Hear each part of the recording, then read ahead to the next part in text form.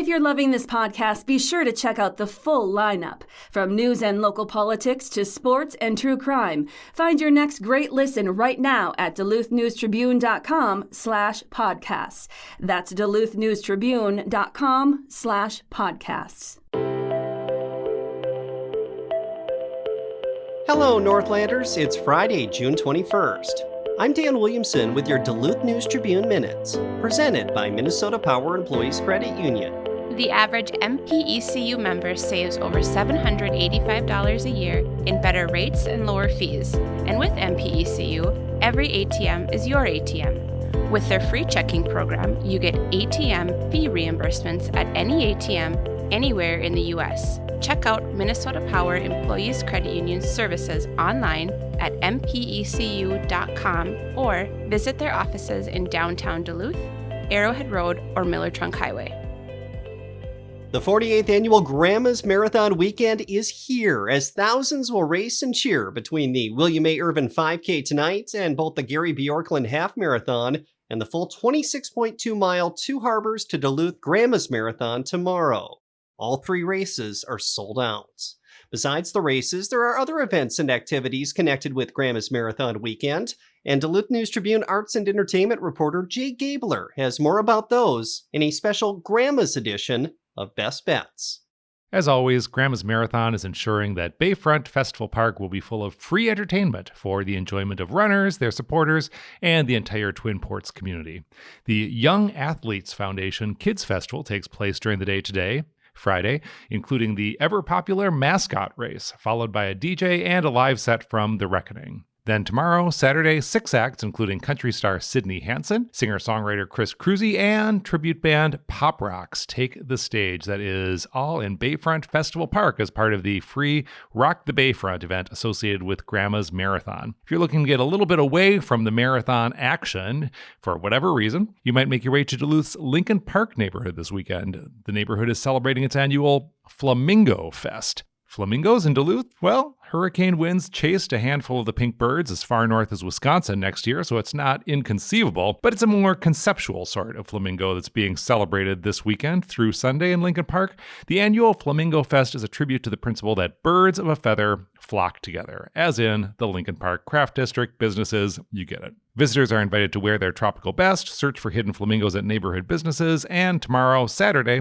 enjoy live music and a costume contest at Bent Paddle Brewing. Finally, I want to mention a play called The Last Flapper, playing at Zeitgeist this weekend through June 30th. It stars Monette McGrath, an actor who lives in Marine St. Croix and is regularly seen on stages across the country, including on Broadway. McGrath plays Zelda, the iconic, complex spouse of F. Scott Fitzgerald, who, of course, was a writer and artist in her own right. The play is called The Last Flapper, although she was popularly known as The First Flapper because it's set in the last day of Zelda's life in 1948 at an asylum. That play, The Last Flapper, now playing at Zeitgeist in downtown Duluth. For more information on these and other best bets for the week, and of course, more about everything you need to know regarding Grandma's Marathon, you can head over to DuluthNewsTribune.com. I'm Jay Gabler. On January 18th, 2021, Mason Brandstrader was accustomed to an active mile-a-minute pace to life, involved in multiple sports and outdoor activities. In the days to follow, he was enveloped in a cloud of uncertainty after a devastating ski accident left him paralyzed.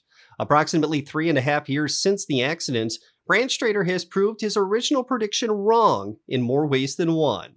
Brandstrader's day-to-day life moves at a similar pace these days as a content creator with well over 500,000 combined followers on multiple social media channels. The Duluth East alum also completed his first year of college at the University of Denver, studying entrepreneurship. Along the way through these ventures, Brandstrader, a former Greyhounds soccer captain and 400-meter runner for the track and field team, has found an outlet to satisfy his love of competition through the sport of wheelchair racing, with Grandma's Marathon presenting the latest challenge. Earlier this week, we caught up with Brandstrader. It's just really lovely to be back in my hometown, preparing for a race that I've always watched and wanted to run since being really young. You know, I've trained for couple of months really hard at this point. I'm really excited to just get out there and give it everything that I have. How are your arms feeling at the moment, and how will they be feeling on Saturday? Feeling strong. I'm feeling good. Trying not to tear up the shoulders too much. Feeling ready. I think having fun, I always like having a smile on my face, and wheelchair sports, people get kind of serious sometimes, and it's just exciting to me. A lot of running a marathon and preparing for a marathon as a wheelchair user is figuring out the wheelchair, and so that was a big hurdle to get over, and probably went through all of the hard things that I could have that had to deal with the chair, broke a wheel, it's my first time, and so I want to have fun. I want to give it everything that I have. I don't know, once I get on the road, it's just a matter of, I plan to finish in 2.5 hours, so it's just a matter of seeing the time go by and staying focused. It's always just pain and suffering. It's hard, and every mile is hard. I know my pace, and I know how fast I can go, and I'm gonna push the limits.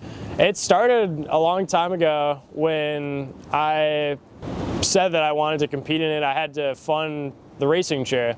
Racing chair is a $5,000 piece of equipment, and the training wasn't cheap, like the wheels, the gloves. The High Fives Foundation paid for the chair. The Duluth Triathlon team paid for the gloves and the wheels.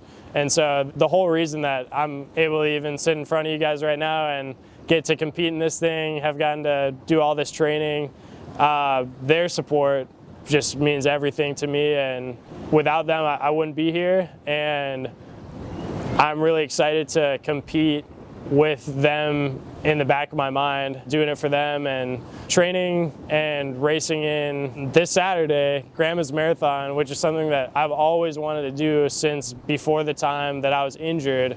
Being able to do it despite all the adversity that I had to traverse, despite my injury and being in the wheelchair, is a sign to me that things are going in the right direction and that I'm overcoming this traumatic injury. So I'm really grateful and excited.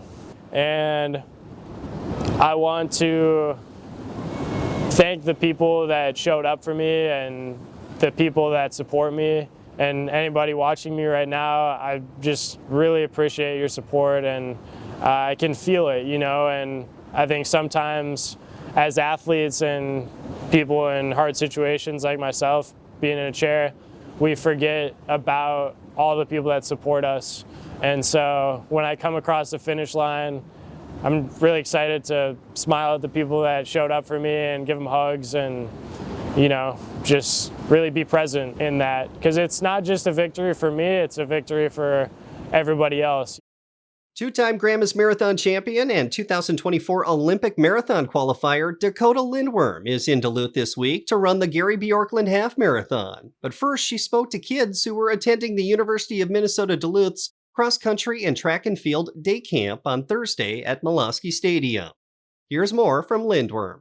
Since we last saw you in Duluth, I guess last summer, life's changed a little bit. Pretty big, exciting thing coming up for you next month. And obviously this is an exciting week too, but be able to call yourself an Olympian, how cool is that?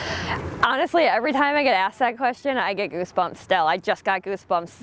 Thinking that for the rest of my life I'll go down in history as an Olympian is insane, especially when it's such a hard thing to do in America in the marathon. It's so deep. My dreams came true, and it's hard to put into words what that means to me. My race happens August 11th. I'm heading out there July 22nd though to get acclimated. I want to be a part of opening ceremonies, and to spend a month in Paris is pretty amazing. I'll be a tourist a little bit when I first get there. I did get to go out in April and kind of see some things to see the course. So I won't be completely new to Paris, but I'll try to get out a little bit, and I do want to watch some other Olympic events. To be able to come back and participate in Grandma's Marathon in the half, knowing that you got a big month afterwards, was this a hard decision? How did this all come together where you're able to kind of do both?